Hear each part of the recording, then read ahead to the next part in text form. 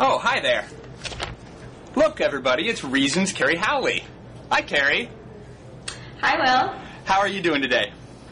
I'm excellent. Thank you for having me on your show. Oh, well, it's so good to have you. Thank you for agreeing to come. I'm Will Wilkinson. I'm at the Cato Institute, and you, again, are... Kerry Howley, a senior editor at Reason Magazine. At Reason Magazine. As it happens, I was just reading Reason Magazine. Oh, wow. As you came in. It's here. Yeah, it's one of my favorite publications. And we'll get to it in a second, because you have an important cover article in the current issue. The current issue is what, the December issue? I believe that's the January issue. The January issue. Yeah, we're right on top of things. We're right on top of things. Well, Kerry, I want to, again, thank you for coming on, because do you feel it? Do you feel it? Oh, yeah. The It's excitement? everywhere. Yeah, you feel the excitement that's in the air about the new show on Blogging Heads TV called Free Will.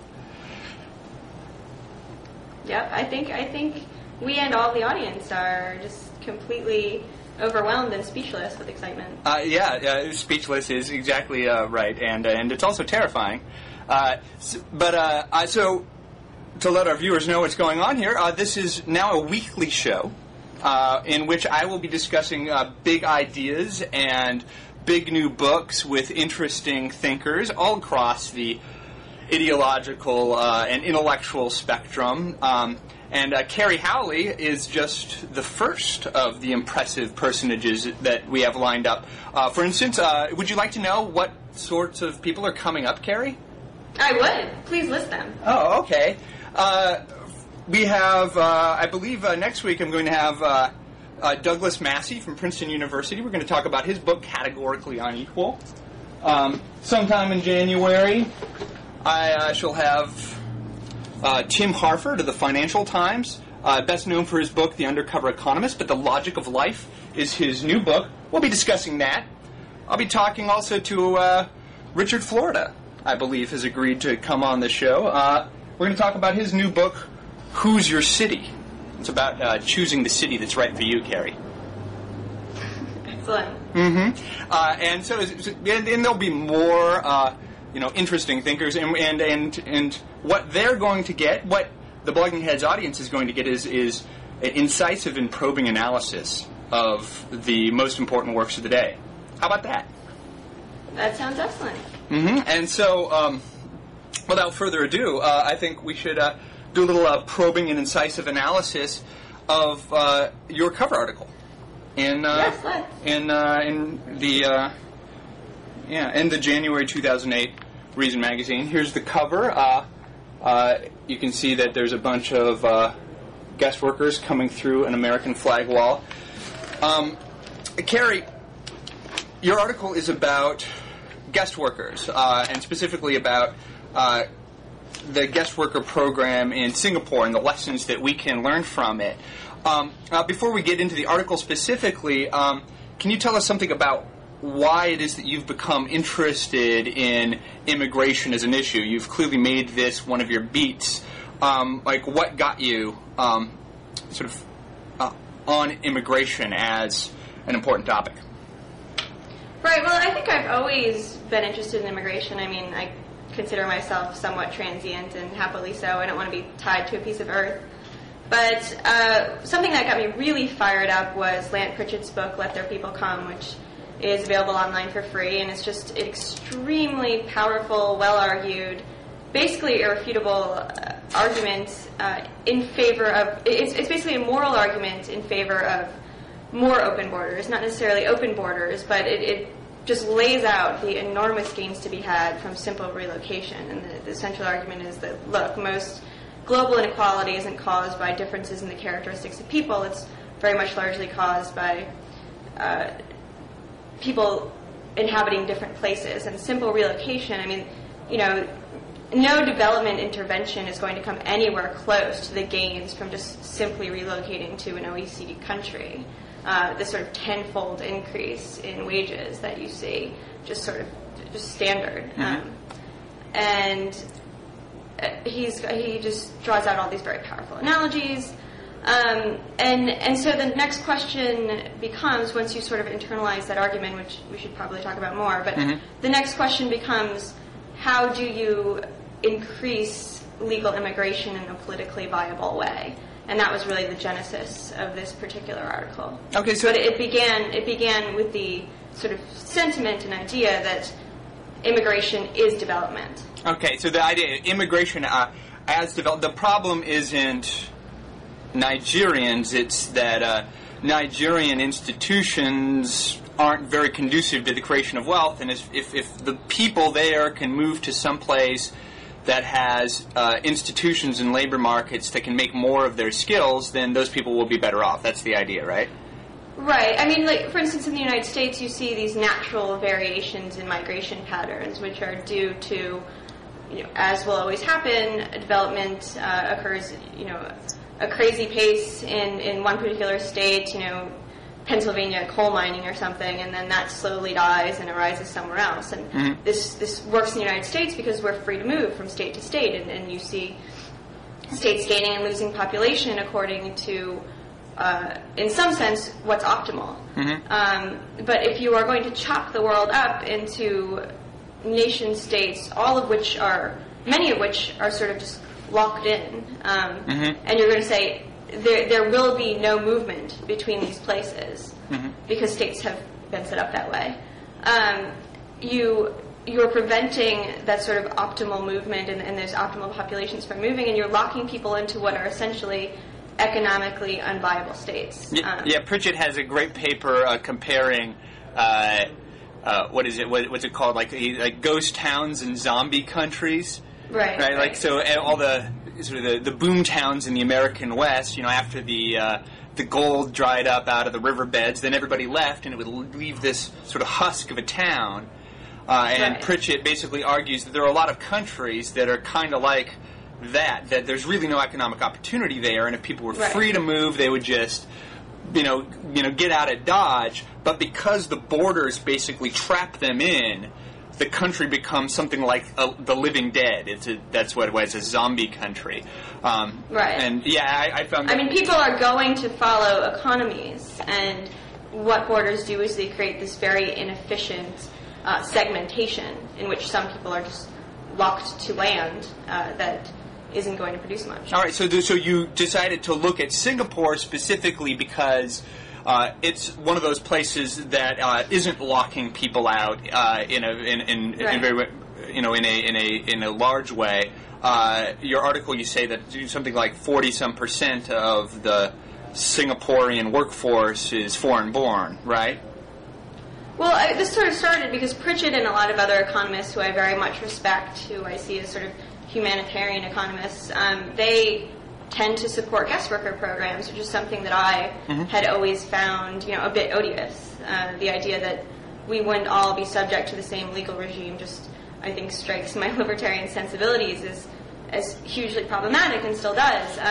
But the argument is, look, this is a way to initiate a hugely beneficial change in immigration laws, and it's not perfect, but let's at least explore it.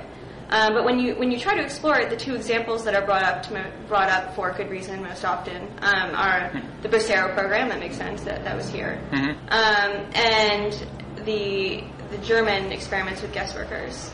Now, both of those have huge problems comparatively. For instance, the Bracero program did not allow Mexicans to move between jobs. Yeah. So there's no competition. You're completely vulnerable to your employer. And there were all these scams involved. I mean, they were supposed to have savings accounts set up for them when they went back to Mexico, and they, of course, weren't there. Germany has had problems with permanence, and, of course, Germany is going to have problems with assimilation, given this very deep concept of Germanness that continues to pervade Germany today. It's not a country that sees itself as a country of immigrants and assimilation the way the United States does. But we do have contemporary examples, and Singapore, while there are also problems in comparing the two, large ones, which I don't dispute that in the article, Singapore has a very functional guest worker program, and I just kind of went over there to talk to the guest workers and to see how it works. You went, what was it, in July? Yeah, it was in July. I went for a week. Oh, Kerry, the thing I forgot to mention, as full disclosure to our viewers, is that is that Kerry and I are domestic partners. Is that the correct term? Partners, yeah, that's right. Mm-hmm. Heterosexual life partners or longtime companions, right? So the Singapore trip was an event in our life, and I'm still suffering grief from failing to have. Yeah, it was a painful time for the Wilkinson Howley household. Yeah. I think we pulled through. Yeah, it was a painful separation. But this article was born from our sacrifice. And well, I hope it was worth it for you. It is worth it, Kerry, because despite the fact that it's impossible for me to be fully objective, I think it really is the most sort of informative and compelling thing on guest workers that I've seen, and so I want to dig into it a little bit further. So you went to Singapore. Now, Singapore, for people who don't know, is a little city-state. Where exactly is it, Kerry? It's on the Malaysian Peninsula, and it's this tiny city-state that is far, far more dense than anything we have in the United States, and has a foreign-born population of over 40%, which, we think of ourselves as a nation of immigrants and a very diverse nation, but our foreign-born population is something like 12.9%. So this is a radically different society because they've been able to invite so many different kinds of people to work, people who are not Singaporeans, and there are costs that come with that sort of diversity, and that's sort of what I went to discover. So you met with two in the story. I know you met with more than just two people. You met with lots of people, but in the story you feature two guest workers, a guy named Jener Manilak. Yeah. And where did he come from? He's Filipino. He came from Luzon, which is in central Philippines, I think. And he had what counts as, a success story in this kind of world. He felt that he would not have been able to feed and clothe and send his children to school had he not been there. So he was quite grateful. But at the same time, he had seen his children, I think, 4 times in the past 20 years or something like that. I don't remember the exact numbers, but it was something, quite awful from our perspective. But, I kept asking him, aren't you bitter that you can't bring your family here? Doesn't it bother you that your rights are so severely restricted? And almost what qualifies as leading questions, I think, because I was just, there must be some, core of anger here. And, whatever he really felt, his responses were consistently, I'm angry at the Philippines. I'm angry at my own home economy for not being able to provide me with a job. And he lived with 4 other guest workers who were all supporting family back home. And so some of the younger ones felt like they have tons of opportunities ahead of them. One woman I spoke to was an accountant who hoped to go to Hong Kong next. She's just, like many guest workers, she's adventurous and she wants to see the world. I think very often we just conceive of guest workers as these desperate, forlorn people who make instrumental decisions out of desperation and misery. But lots of people I talk to were just like, yeah, Singapore's neat, and want to go home eventually, but we're here to make a buck and stay Singapore and go home. Yeah, now, but just to be clear, like the guest worker program is extremely strictly regulated in Singapore, right? It's a massive government program. The analogy, it's a regulated immigration regime, and the alternative would be prohibition.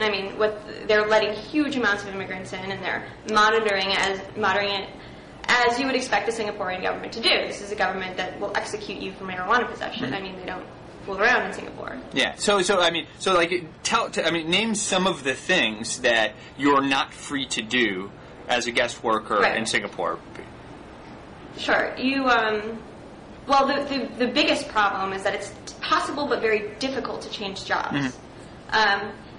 And on top of this, there's no minimum wage. Now, from my perspective, if you're not going to allow people to change jobs, I mean, maybe you shouldn't have a guest worker program at all, but essentially, you need a minimum wage because there's no competition at work. Right. You can't just say, well, the free market will take care of it, because no, it won't. It's not a free market. Because people can't shop around for better deals from different employers. You're tied to a particular employer when you come there? Right. Okay. I mean, you can if you report abuse as change, but then, I mean, it's just incredibly awkward and difficult. You can't bring your family? Right. I mean, I'm generalizing here because there are many different kinds of visas, and it's not worth going into. But I'm going to tell you about Jenner Maniloc's experience as someone who works in the construction industry, a Filipino man. He's been there for 15 years. He can't bring his wife. You know, if he's told to leave, he'll have. If he gets fired, he'll have to leave within 7 days. Can't bring his children. He can apply for a permanent visa eventually. So there is hope of him being able to stay as long as he wants, and then he will obtain all these rights. But it's not clear to me that that's a really common situation. And your other main sort of character in this story is a woman who worked as a maid. What was her name? Sri. Her name is Sri. Udari. And she's from Indonesia? Sri was I mean, Maniloc is kind of a cheery story. I mean, Maniloc was happy with his good fortune. Sri I met in a shelter for abused women, not necessarily physically abused, but a lot of them had just gotten into really regrettable migration situations where they'd come and they weren't paid, or they were deployed to do illegal work, or dangerous work, and there is an NGO called Home, and the NGO houses them.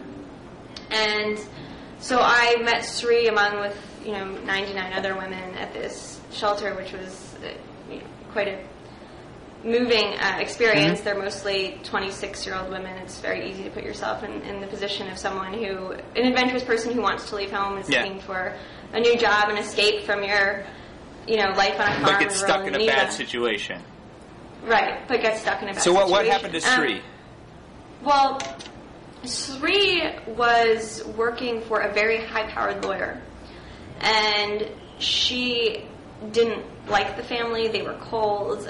They weren't, physically abusive or sexually abusive, but she felt that she was underpaid for the work she was doing. She stuck it out 2 years, and then she was like, okay, I've had enough. I'm ready for a new family, which you can do. After 2 years, you can apply for a new family, which she did. But this, I guess they were quite offended. It's not quite clear what their motivations were, but her family accused her, she claims falsely, and I believe her, of having stolen a bag of coins. And their evidence for this was that they had rooted through her room, finding her remittance slips, because she, like most immigrants in Singapore, sent a large amount of money home. They added all the remittance slips together and found that Sri had sent more money home than they paid her, so they assumed that she'd stolen it. Sri's defense was, I had a secret boyfriend, you wouldn't let me have a boyfriend. But I had a secret boyfriend, and he was, giving me a bunch of money, which I then sent home. The first court, this case was tried and sentenced her to a very small amount of prison time. She appealed.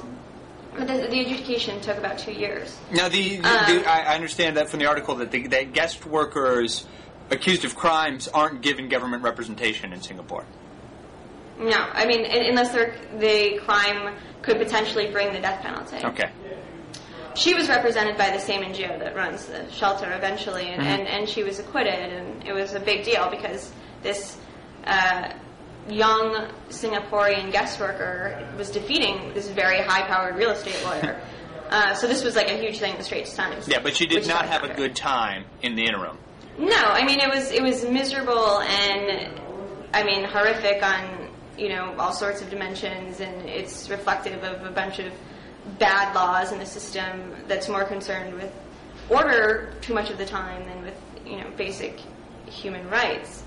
But the thing which I close with in the article is that at the end of the day, many of these women in the shelter just felt that they'd gotten a bad family or a bad deal, and they were going to try again, which says something about the relevant alternatives that they had. Yeah. So she wasn't going to go. She didn't want to just go back to Indonesia, where she's from. She wanted to go back to Indonesia, and then she wanted to come back to Singapore. Yeah. Because this is the place to make money, and she wants to be independent. And this is an opportunity that she sees before her, where none others exist. So, despite the terrible experience she had, she's willing to risk it again because her alternatives at home aren't nearly as good. Right. And I think it's, it's clear, even if you've got issues, as you rightly should, with having legal inequality in the U.S., that for many of the people who come here to be, quote, second-class citizens, they're fifth-class citizens elsewhere. There's still an absolute increase in well-being. And this is just going to be true of Sri when she goes back to Singapore. That story tells you something about the abuses to which people can be subject in that kind of guest worker program. Now, one of the worries that you have reading your article is that, Singapore is an authoritarian regime. It's quite economically liberal. It's got a fairly free market in lots of respects. But it is authoritarian. It's not a democracy. It's highly regulated socially in lots and lots of ways. That kind of authoritarian structure and the the people there, the citizens are sort of accustomed to living under this sort of rigid scheme of rules. That creates the possibility of implementing a program that really does create a whole tier of society. Like almost half of the population are people who don't have the benefits of citizenship. They're just visitors who are there participating in a very... just visitors is kind of... this idea that transience is corrosive. Look, we're just visitors in Washington, D.C. We don't plan on staying here forever. Right. People are there for 2 or 3 years. They have an investment. They're there to work. It's not a big hotel. Yeah. Okay, but by visitors, they're coming and they're going. They don't have the rights of membership. They don't have the right to be, to have the state provide them with a lawyer if they get accused of a crime. There's lots of if I were to design a guest worker program, it would not be a lot like Singapore. Right. So the question that arises when you read this article about the Singapore guest worker program is like, what does this have to do with the United States? This is not an authoritarian country. This is a democracy that has a long history of sort of liberal egalitarian sentiments. Now, in Singapore, maybe they're used to a certain kind of class stratification and a rigid stratification between sort of one segment of society and another that's more or less permanent. In America, we pride ourselves in the porousness of the social structure, that people can go from the bottom to the top. And so. Well, I think you're hitting on the reason why Singapore can have a foreign-born population of over 40%, and there's a sort of shallow American nation of immigrants, sort of moral assumption, which doesn't stand. We're actually quite closed to immigration when you look at how big and empty our country is, how few immigrants we let in relative to our enormous population. And what I bring out in the article is this paradox, which is if you have these hierarchical ideas, which I don't share, and most Americans aren't going to share, I hope. It's easy to accept this society of this divided society because this ethos of separation, of tradition and inequality and hierarchy allows you to just be comfortable with that situation. But if everyone who you bring into the United States has to not immediately, but has to obtain the rights and benefits of citizenship and of public services, then you are going to severely limit both the constituency pushing for more immigration and the number of people you can possibly absorb. Yeah, so that points to the. This is an issue that we've been talking a lot about on our blogs recently. The point of sort of unbundling the package of there's a kind of package deal with citizenship and the rights to participate in the economy are sort of like all taken to be part of the whole, like a unified whole that can't be pulled apart.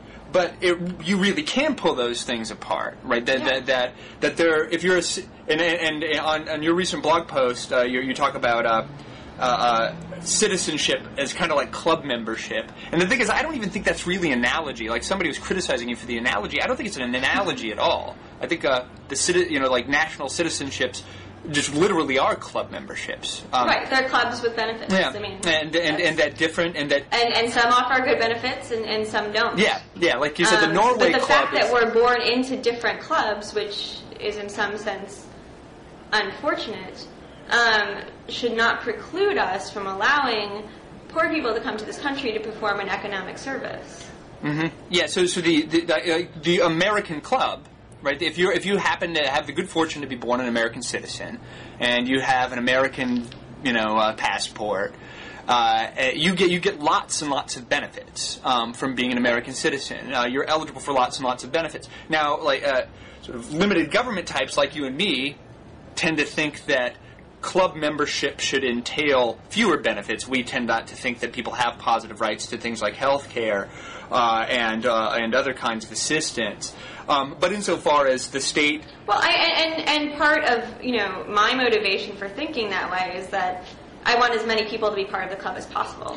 And I don't want to put strains and constraints on universalizing the benefits of citizenship. Yeah, well, and that's the thing. So there's this tension in talk about immigration because like my first impulse before you persuaded me of the importance of guest worker programs was just to think about citizenship. We need to make more and more people citizens, and so it was all about thinking about how the club can get bigger, and I think that in my mind that's still the sort of ideal case. So if the United States was open to much larger legal immigration with a path to citizenship, that's, I think, what I'd ideally like.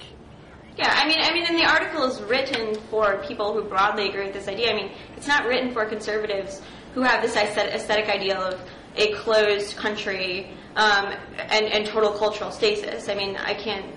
this isn't an attempt to convince them. It's an attempt to convince people who are for open borders or opener borders, that this unbundling of the labor market and citizenship rights is in fact something that could potentially create huge gains for developing countries or people from developing countries. Yeah, I've become really interested then in the tension that. So I'm sold on the idea. In fact, I would like there to be a North American Union, or at least in terms of a common economic and labor market.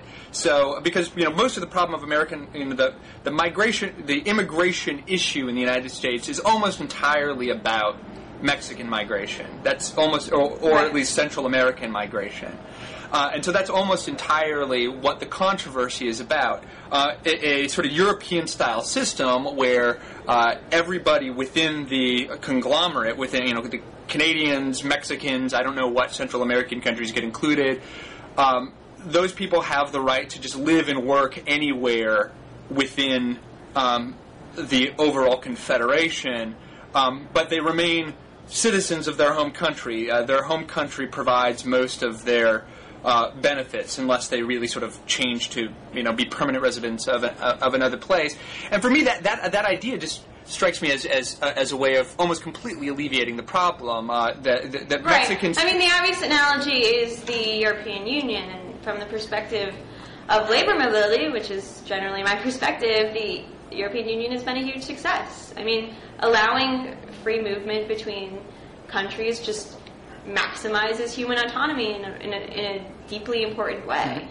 And, whether that happens with, nation states, broadening into something like the EU, or just sort of loosening their immigration laws, whatever way, it's a definite good. Yeah, there's affiliated to this issue is a related issue about the extent to which the rights of movement are sort of fundamental or basic rights. And I find in talking about this issue that a lot of people are very resistant to the idea that people have the rights to kind of roam the earth unhindered. And people think of the structure or the system of nation states as being very well justified. That there are very well. I think people think of this system of nation states as being something handed down to us from God, a fact of nature, and nothing. And that's just the way it is. This is our country, and that's your country.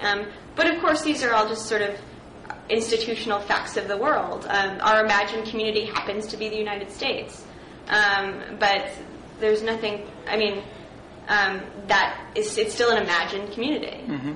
Mm-hmm.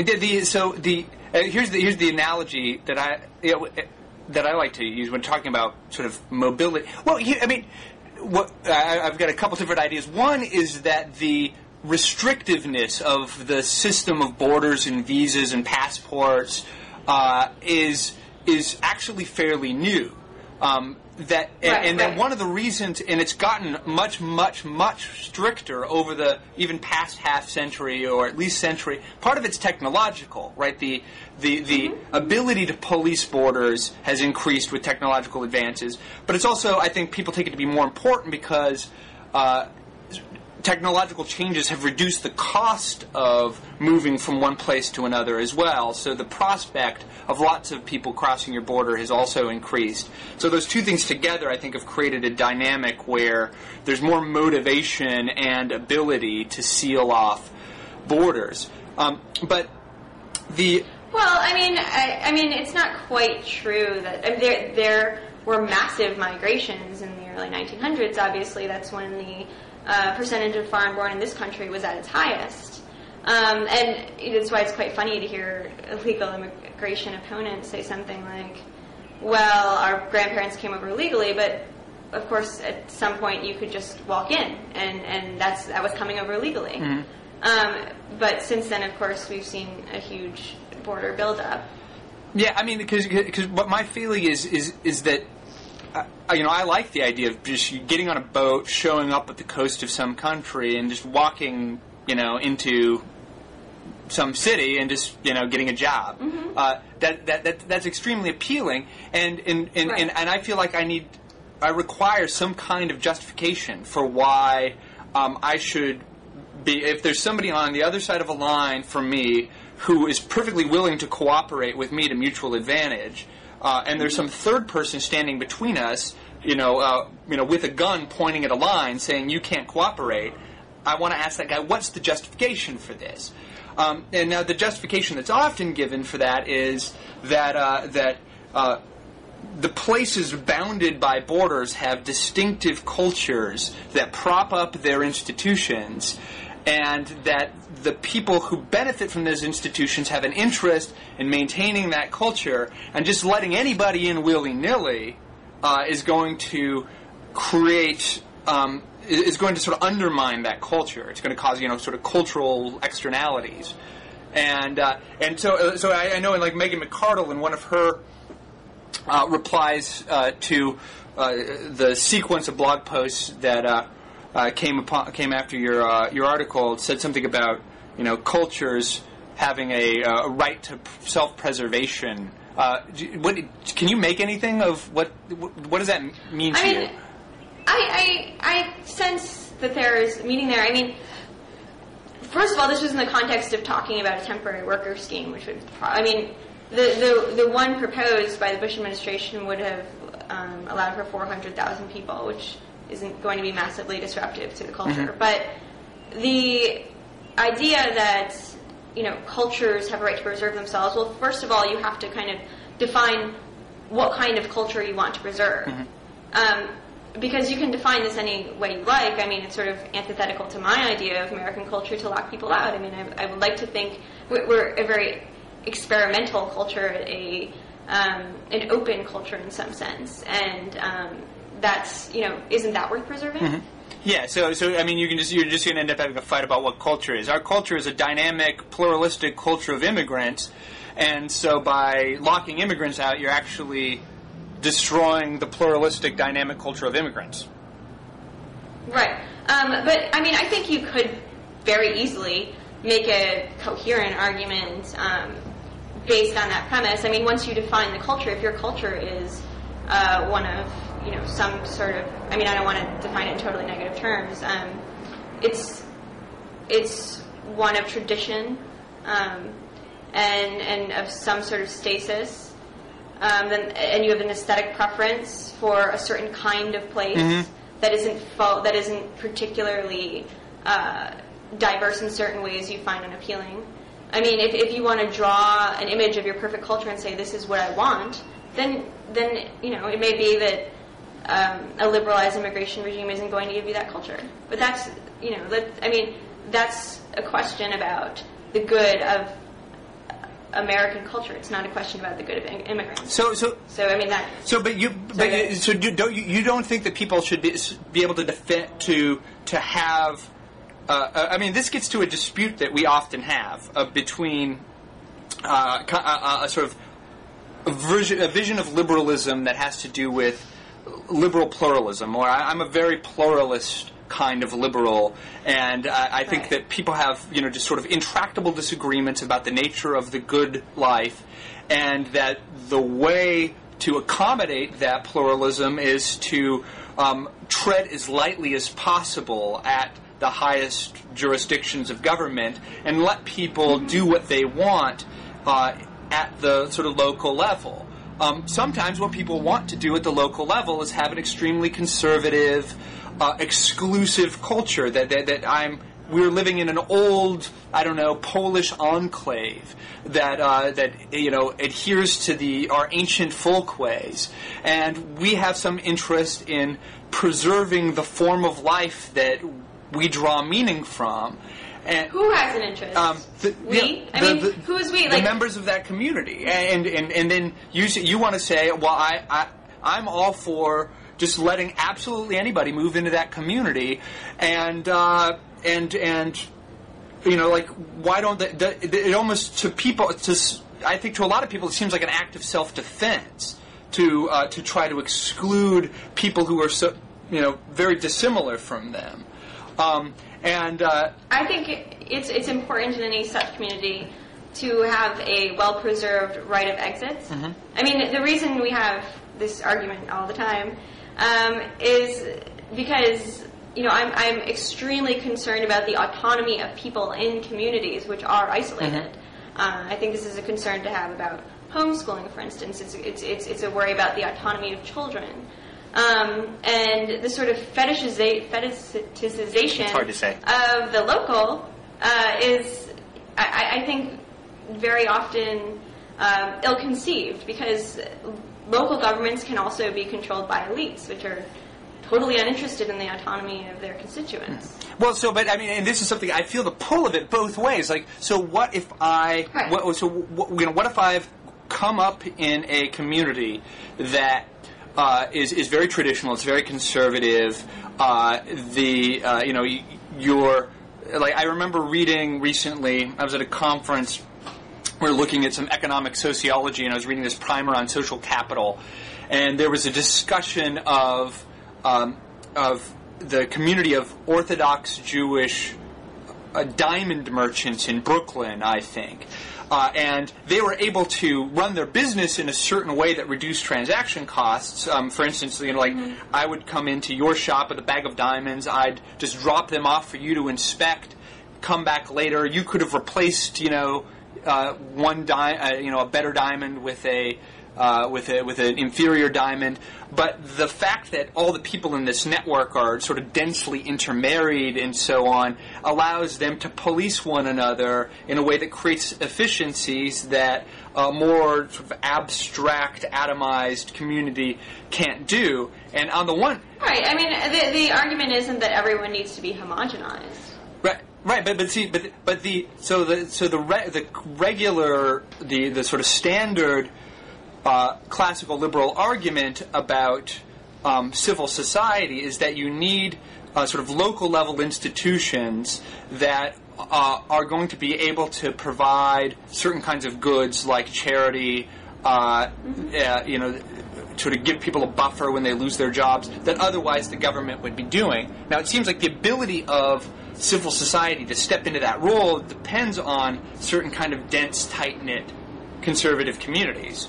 And that if you are if you're in favor of a certain kind of internationalist cosmopolitanism, you break down those communities in a way that is going to make that kind of voluntary local civil society. What is the mechanism by which those communities are broken down? The mechanism is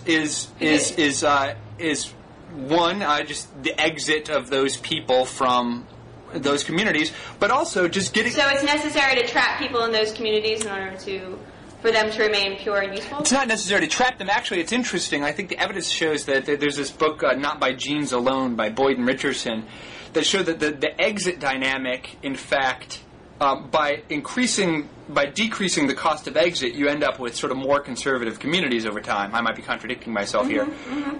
Because when the cost of exit goes down, the people who are least conformist leave. Right.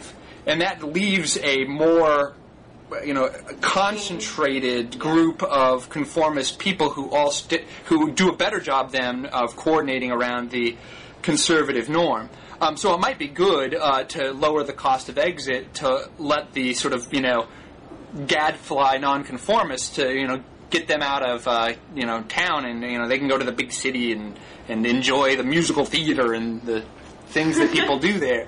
But I mean, I think the idea of, like, if we are swamped all of a sudden, my hometown, Marshalltown, Iowa, had this huge influx of Mexican immigrants. If those people, it's not exactly that they were living a sort of traditional existence there, but these sort of outsiders who have completely different folkways might threaten the way that the social capital is woven together. And you don't think people have an interest in defending that? Well, one of the pulls of guest worker programs is that they allow the citizens of a democratic country, to the extent that you have buy-in, to define the terms of the immigration. Right?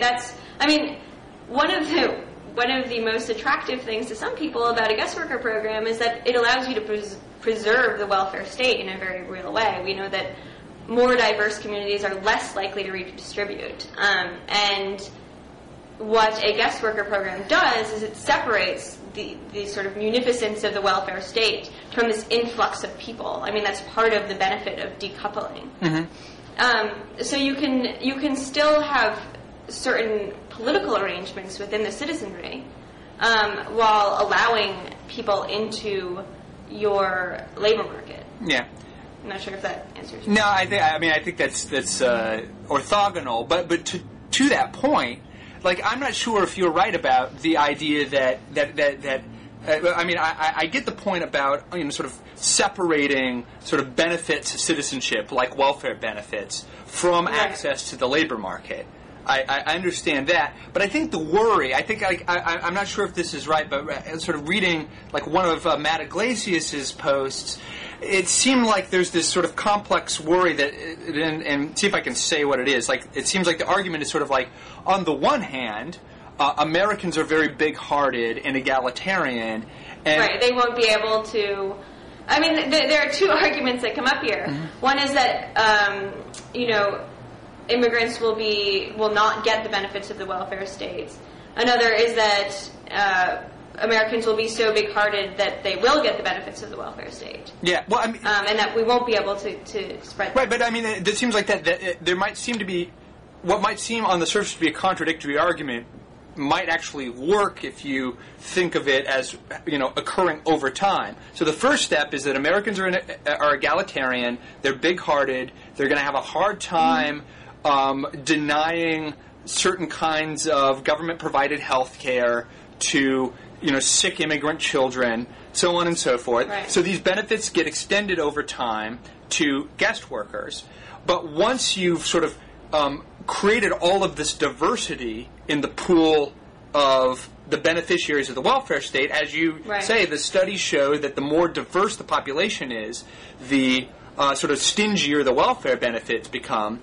Then once you've sort of created all this diversity in the pool of beneficiaries, the citizens are going to sort of draw back on the sort of open-handedness of the benefits. And I think that's kind of part of the worry that some welfare liberals have, is that kind of process over time will lead to a sort of a Well, so what you're arguing is that the decoupling is, in essence, impossible. Yeah, I mean... Because people won't accept that. People won't accept having people, participate in their labor markets without grandfathering them into these public programs. Yeah, that's right. I think it is partly an idea that and that's kind of one of the reasons why... Because, I think the decoupling is more possible the sort of more encompassing the program is. So I think if you had something like, you just say, hey, there's a common labor market in North America now.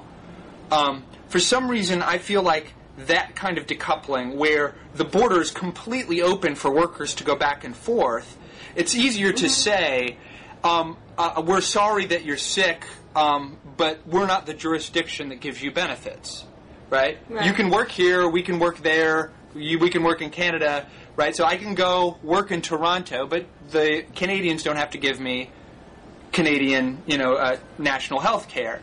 And for some reason, I think there's something about that, the sort of largeness, the comprehensiveness of that system that kind of makes it easier to somehow to unbundle the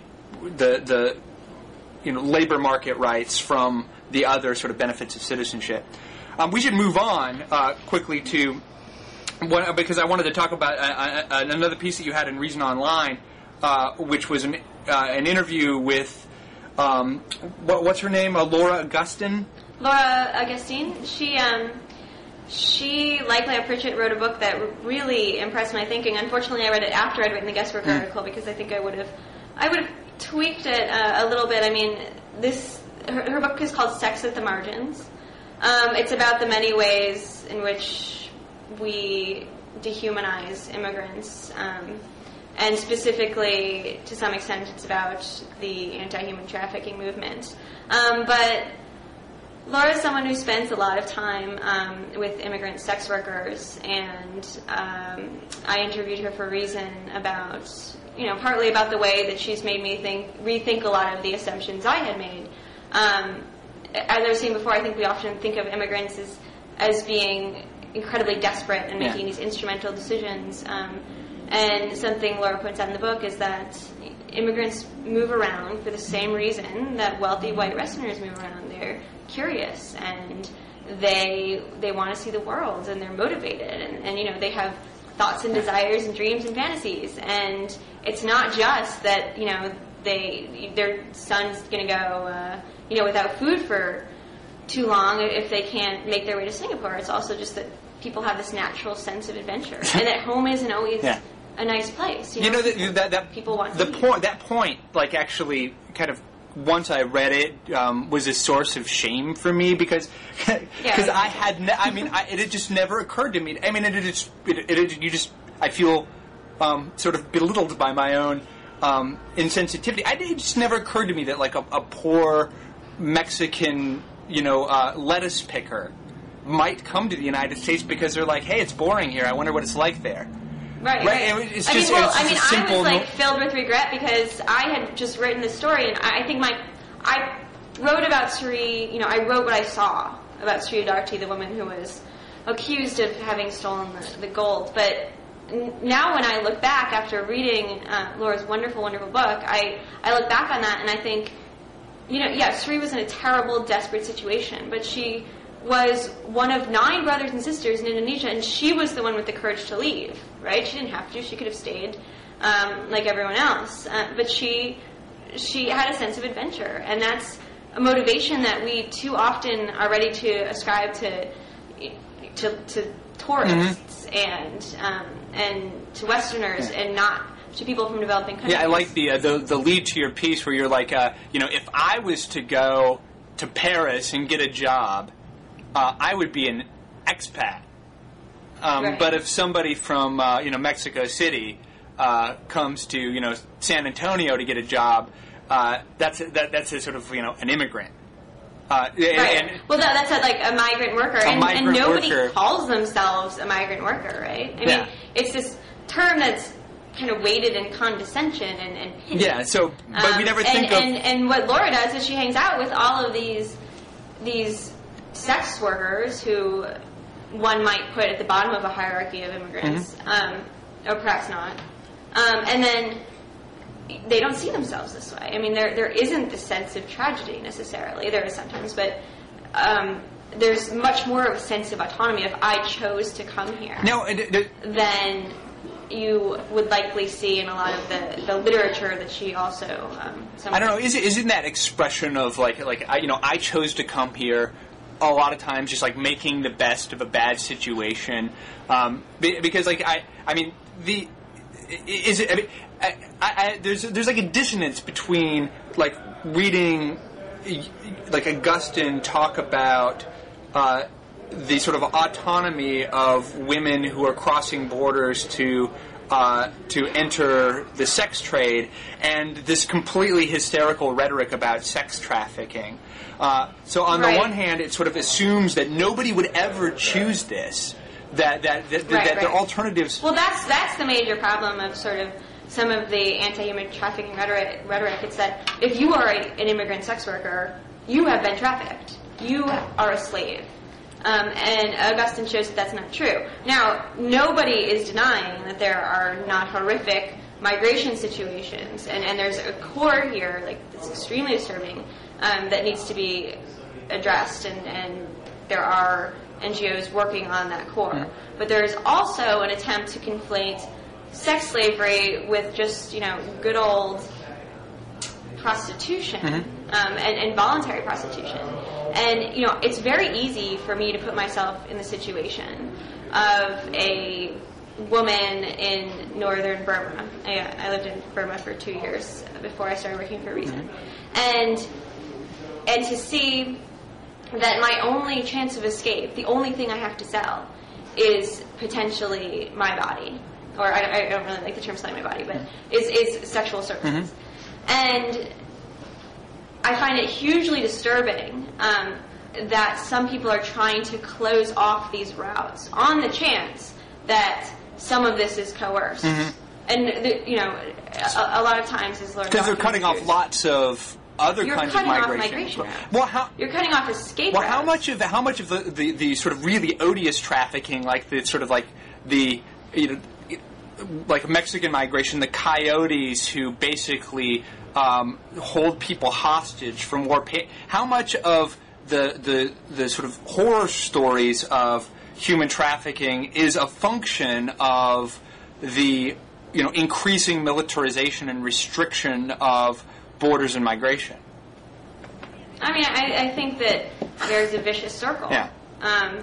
You make the border harder to cross. Getting across requires more deals with more people who are potentially going to coerce and abuse you. And then as soon as people hear the words human trafficking, we've got to shut that hole in the border. And, Laura talks about the way people are interrogated, or actually I believe this was Debbie Nathan in The Nation. People are interrogated about, well, how'd you get here? Tell us every step of the route. And these are, this is like the Underground Railroad. These are escape routes for poor women who, may not be desperate but are looking for something better, and they're just, looking to cooperate with their fellow human beings in a way that leaves them better off. And I think it's important to be very mindful that the migration of women is not a scary thing. It's not something that we should seek to quell, or that we want to keep women at home.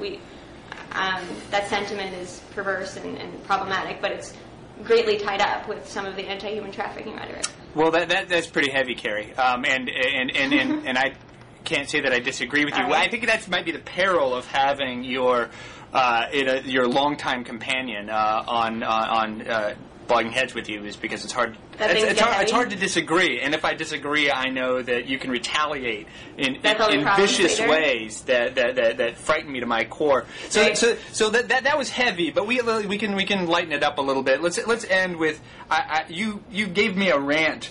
We watch a lot of TV in our lovely home in historic LaDroit Park, Kerry, and one of the shows that we watch is America's Next Top Model, ANTM. As we call it, and we rarely miss an episode of ANTM. No, true. I know, and now my favorite got eliminated quite a bit before the end. What was her name? Which was your favorite? The girl with Asperger's. Oh, Heather. Heather, I liked Heather. Heather was also my favorite, and the fan favorite. Yeah, she was obviously the fan favorite. But her Asperger's started getting in the way of a number of the challenges, and she was not unjustly. Yeah, it was dropped. really painful to watch. It was. But you were really unhappy. But it was like an important public service message for all of us. It was a very special season. I learned a lot about Asperger's. Yeah, it was supposed to be the ecological awareness season or the environment season of ANTM. Oh, this is what's so great. This is like part of the reason I love the show so much. Is like I love the construction of this sort of Hollywood values. Where like, well, let's not talk about the fact that this is a show to pick the prettiest girl. In fact, this is a show about being ecologically responsible. Mm-hmm. And there was the episode, the anti-smoking episode, where they all had to pose as victims of some sort of smoking-related ailment, and one woman had to pose with a stillborn baby. And it's just it's all of this sort of pasted on to this incredibly traditional, somewhat odious beauty pageant. But it's just great television. I mean, Tyra Banks is this completely vicious, emotional bully who selects 13 girls who are insecure in various ways and attempts to make them cry in every episode, and is clearly infuriated when they don't come down to tears. Well, speaking of tears, you were ticked off by the last episode, and I found it interesting because I'm not so not. Having ovaries, I'm not as sensitized to certain issues. My ovaries are unmoored, and therefore I'm hysterical. Or is it my uterus that's unmoored? I don't know. Well, it's your uterus. I think. Something is unmoored. Mm-hmm. Yeah. But share with us the cause of your upset. The reason I was so upset is because they're constantly apologizing for the fact that this is a show about who's the prettiest girl. I mean, there's the anorexia issue is always coming up, and this is really about whether you can be a model. It's not about how pretty you are. It's about your walk and your, whether you can be fierce on camera. Your ability to jump well on this trampoline and to be fierce. I love this constant apology, but then the implicit immorality that emerged in the last episode was this one woman who was clearly the best model. She had the best walk. She was by far the prettiest, named Jenna, who I had become emotionally attached to over 12 weeks, 12 hours with Jenna. She was kicked off because they didn't like her attitude. And I mean, she had a personality. She had a sense of humor. And the other two girls had this constant, sort of 50s housewife. Yeah, Jenna was kind of sarcastic. She wasn't that dark. She was just kind of funny, and it wasn't. Maybe the reason they voted her off was because she wasn't taking it seriously enough. Because she kind of had a little bit of perspective. Mm-hmm. But she was also clearly the best model, and they made the point when they kicked her off that it's because you have an attitude problem, and so the implicit morality you see there is that it's not actually about being pretty. It's about being incredibly dumb and smiling all the time. Like Celicia, the winner. Right, and just always having this blank, empty response to everything. And I found that worrisome. So you think that was a troubling lesson for America's girls to learn that you should be giggly? I have learned a lot of important moral lessons from ANTM, and I really felt let down at the end there. All right, well, Kerry, I think our time is almost done. Oh, no. I know. We never get a chance to talk. But what are we doing tonight? We'll figure something out. Probably the same thing we do every day. I'm going to yoga. It's very bougie. Yeah. Well, okay. Well, maybe if I can go home and get my shorts, I'll meet you at yoga. But Kerry, I want to thank you one more time for being the inaugural guest on Free Will. I hope to see more of you on Blogging Heads TV, perhaps with people other than your, illicit. Maybe I can be on with some ex-boyfriends. With whose boyfriend? Some ex-boyfriends. Maybe you can be on with some ex-boyfriends. We'll just go on down the line. It's like the whole town, isn't it, Kerry? Yes. Yeah. All right. Well, I'll see you in a couple hours. All Okay. right. Bye.